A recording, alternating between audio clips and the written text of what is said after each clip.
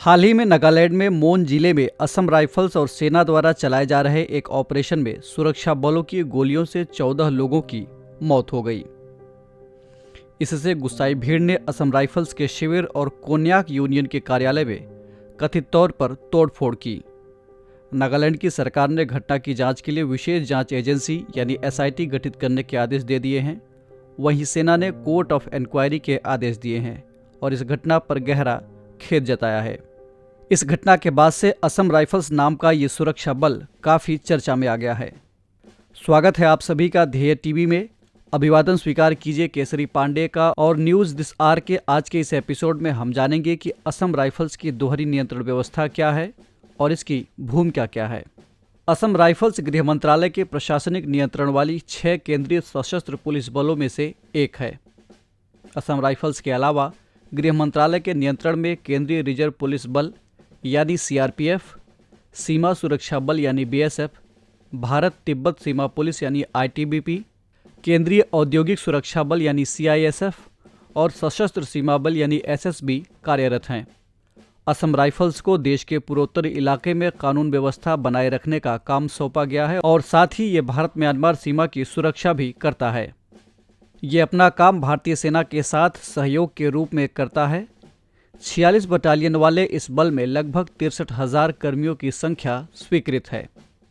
Assam rifles एकमात्र ऐसा केंद्रीय सशस्त्र बल है जिसका प्रशासनिक नियंत्रण तो गृह मंत्रालय के पास है, लेकिन इसका संचालन संबंधी नियंत्रण भारतीय सेना के पास है, जो कि रक्षा मंत्रालय के अधीन है।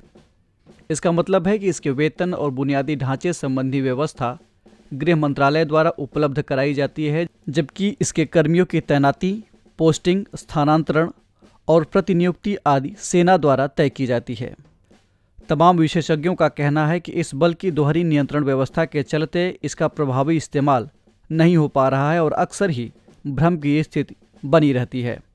इसी के मद्देनज़र गृह मंत्रालय एवं रक्षा मंत्रालय दोनों ही इस सुरक्षा बल के पूर्ण नियंत्रण की मांग कर रहे हैं। गृह मंत्रालय का कहना है कि सारे केंद्रीय सशस्त्र बल उसके अधीन है, इसीलिए असम राइफल्स को भी गृह मंत्रालय के अधीन ही रखा जाए।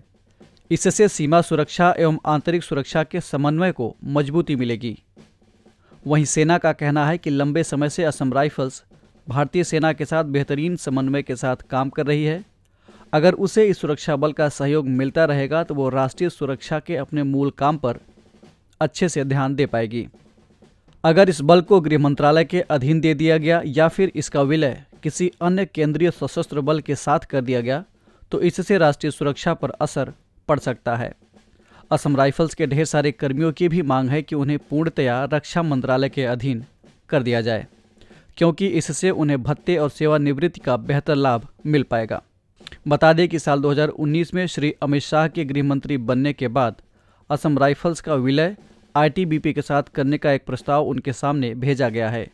अब यह मामला सुरक्षा संबंधी मंत्रिमंडल समिति के समक्ष लंबित है। गौरतलब है कि असम राइफल्स भारत का सबसे पुराना पैरामिलिट्री बल है। दरअसल जब अंग्रेजों ने भारत के पूर्वोत्तरी इलाकों का रुख किया और वहां पर अपने चाय बागान और रिहायशी इलाके विकसित किए तो उन्हें वहां के जनजातीय समुदाय के विरोध का काफ़ी सामना करना पड़ा। जनजातियों के गुरिल्ला रणनीति के चलते अंग्रेजों के पसीने छूट जाते थे।